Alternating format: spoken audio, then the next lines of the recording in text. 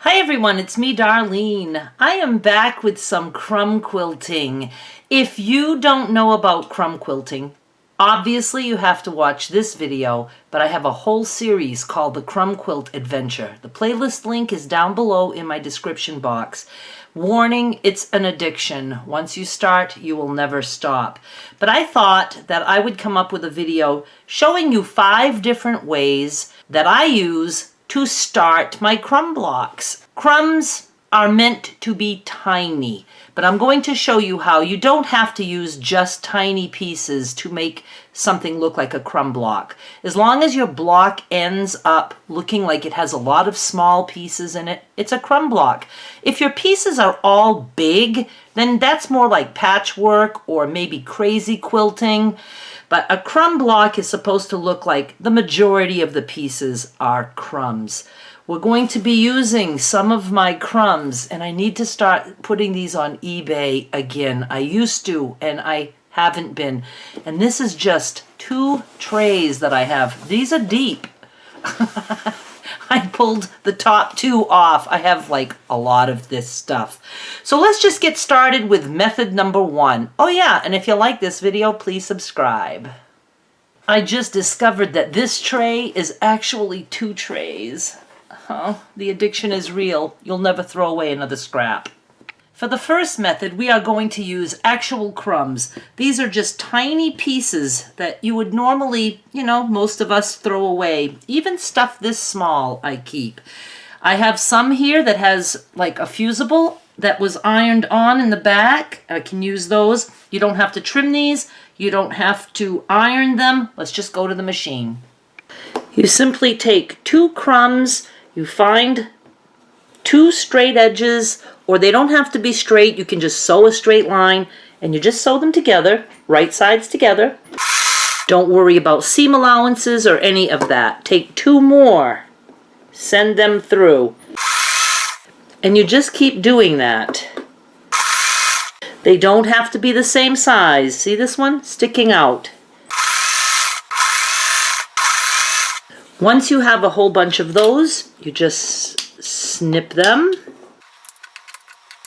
You press them open.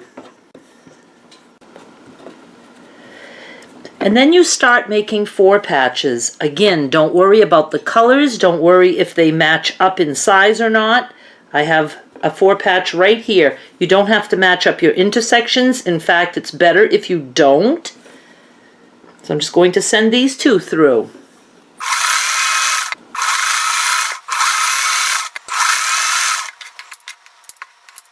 These little 4-patch blocks that are very uneven are really good centers for anything else you want to do. Even a 2-patch like this, you can just make a bunch of those and toss them in a bucket and you have a center of a crumb block started.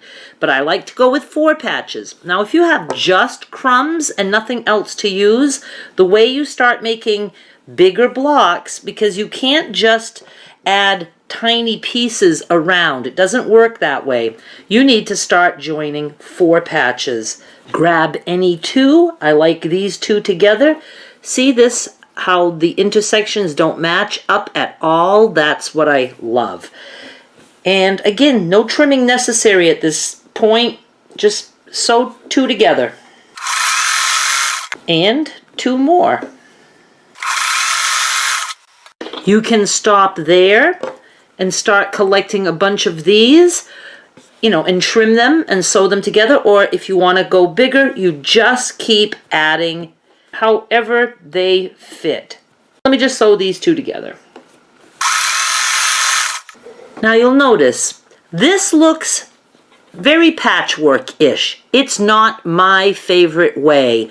I like to do some of these, but I like other things in there. Strip sets, wonkiness, all of that. But this is perfectly fine, and it's an actual crumb block. And like I said, you can just keep adding pieces together until you have a size block that you want to trim. Let's go on to method number 2. Method number 2 uses strips and crumbs. Very easy. You take any scrappy strip you have, you take a crumb, You put it on your strip, right sides together, and you sew. You add another crumb. And another crumb. And you just fill your strip. When you're done, you can finger press if you'd like, or you can take it to the iron and just push back all your little pieces, and then you're going to cut. Now, if you use angles like this, like I did, you want to make sure you leave enough room, because you never know, which way it's going to go when you cut. Like here, I would cut with this angle of this piece. Now we're starting to get into wonky. I like that. And just trim them. They don't have to be perfect. And you end up with centers similar to what we just made by putting just two crumbs together. It's a good way to use up your scrappy strips. Now see this one? I'm going in this direction. If I don't have enough room to go in that direction, then I can just change the angle. You can use narrow strips like this, or you can use wide strips. You can also sew some of your two patches on there. You can even put an entire edge on a big piece like this. In this case, I would just trim one edge somewhat and just sew. Same thing. You're just going to finger press and trim. See, this is the one where I sewed a two patch onto my strip. And then this guy, you have an edge on one side. I do like strips in my crumb blocks. Again, this could end up being way narrower when you're done, because you could sew something right here, or you could make it wonky, or at any time you can trim these down even wonky and then just start building on that. Cut something and make it be a new center for a bigger block. Next, method number 3. For this method, we are going to use just scrappy strips. Most of these are the full width of the fabric, but I like to cut them down to something more reasonable, easier to handle, and also we can switch up the order of the colors so they're not all exactly the same. So just whatever you feel like doing. And here's how we put these together. We're going to send 2 through. I use narrow, I use wide, you can use crooked. It all works.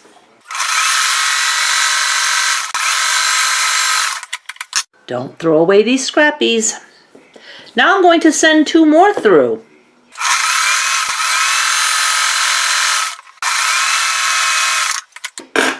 And 2 more.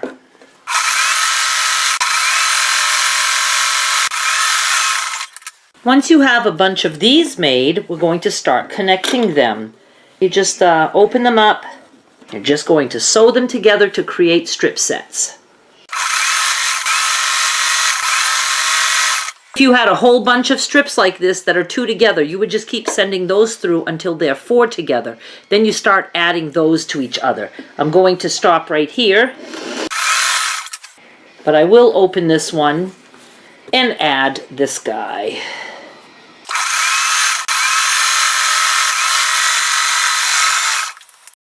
Strip sets like this are your friend when it comes to crumb quilting. What I like to do is I like to use them as strips to just add to some blocks. Now this is just a very old piece that I found in one of those trays, and I don't even have to trim this yet. I'm just going to lay it down and I'm going to sew. We'll trim everything that's sticking out on this side. This is the beginning of another block. This can be thrown away. Then you open this up and you look at it and you can decide how much of this that you want on there. Always better to go a little bit generous because you can trim that at any time. Look, see how cool that is? You can make these strip sets as long as you want. For method number 4, we are going to make another strip set, but we will be using just crumbs this time. You're going to take your crumbs just like method number 1 and just sew 2 together. You would make a bunch of these. You're going to open them up. Instead of making a 4 patch with another 2, you're just going to sew them together and you're going to make a long strip. If you have a lot of crumbs that are about the same size, well, that's a good time to put those together. But I don't mind trimming, so let's just put this on this end. I like to keep one edge fairly even. That way there's only really one other edge to trim. Now again, you would put 2 more through, 2 more 2 patches, lengthwise. Open these guys up and make them longer. Let's do it this way. Now you have, some nice long strips that are really quick and easy. And again, they can be used to go around one of your crumb pieces. Like, see right there? I can trim right here. Let's add that to here. And look at that. Once again, you can trim that. And then when you sew something on there, you get those little pieces of color. Let's do that. See how cool that is? See the little strip set here? Awesome.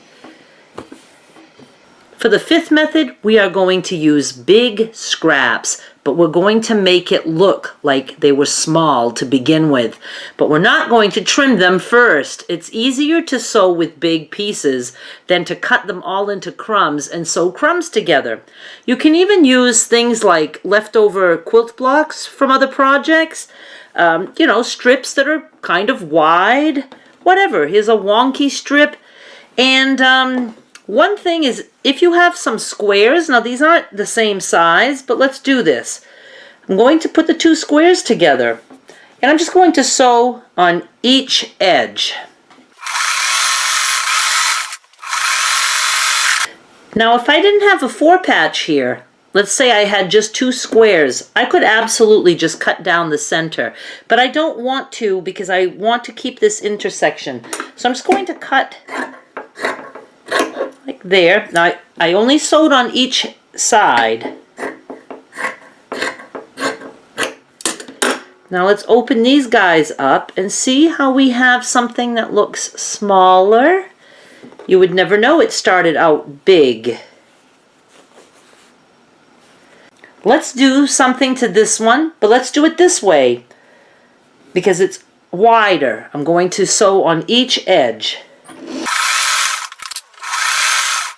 Same thing. I'm not going to cut down the center. Let's just cut here and here. Now this I can trim, that little extra black. Now see how we're coming out with some nice little pieces? It was very easy to sew that together. We didn't have to start with tiny little squares. Same here. Now this guy, this edge is a little bit wider. I'm going to sew just down this side. This was fun. I don't think I've ever done it using a 4 patch. Now my black, there's a lot there. So I can just trim that if I want. Or another thing I can do, instead of trimming this and having a little black piece just hanging out all by itself, I'm going to attach something to it. I have this perfect size. Just going to sew that there. And I could leave it like that, or at this point I can go ahead and trim it like I wanted so that there's just a little bit of black on each side. But see, we captured that one. I know I've probably done all of this in that Crumb Quilt Adventure. I will link to that down below. I'll probably add this video to it also. But, I haven't watched that series in a long time. I have no clue. I think it's like at least a couple years old. Just thought I would show you some things again. just to give you a little refresher, and maybe if you've lost your crumb love, maybe you'll get it again. So there's just so many things you can do. Use pieces like this. I mean, just look at all the stuff you get here. You get the gingham, you get some color, you get some black, and you can just, you know, put something big with this and then just do like I showed you. Just cut things down. It's all good. It's all fun. I hope you give it a try. I'm very tempted to do something with this now.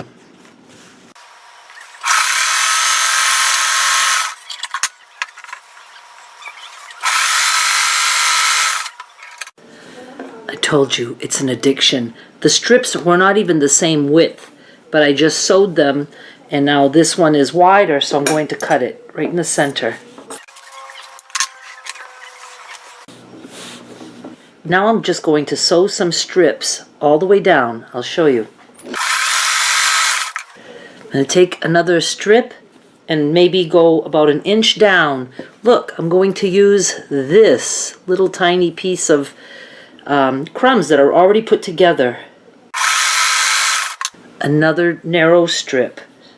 Again, skipping about an inch. This is a strip that has some crumbs attached. Super cool. I'm going to cut close to this second stitch line. Right there. Let's just trim this stuff off here. See? See what we have? See how cool? Right here. See? Awesome. Trim next to this guy. Looky, looky. Now they could have been closer together, but I'm good with this. And then last but not least, we have this going on, which can be trimmed. Oh my goodness, I have to stop. All right, you guys, thank you so much. Please subscribe because I think I want to do some more stuff with crumbs. I almost always have scrappy strips and other things, so always go check out my eBay. My auctions, for now, always start at a penny with free shipping. It's USA only. Go check everything out. Thank you so much for watching, and I'll be back with more soon. Bye.